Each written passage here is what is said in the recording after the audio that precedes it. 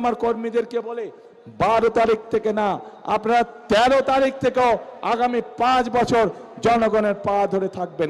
এই জালেমদের নেতা সে 2 দিন আগে প্রকাশ্যে বলেছে বাংলাদেশের নারীদেরকে সে একটি অত্যন্ত কলঙ্কিত শব্দ দিয়ে ব্যবহার করেছে।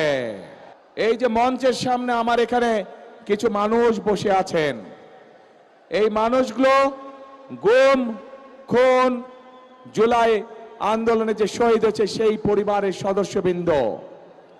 এই যে পরিবারগুলো বসে আছে, তাদের যেই স্বজনেরা, যেই প্রিয়জনেরা আজ গুমের শিকার, খুনের শিকার হয়েছে, জুলাই আন্দোলনে অত্যাচারে নির্যাতিত বা শহীদ হয়েছে, সেই মানুষগুলোর কি প্রত্যাশা ছিল?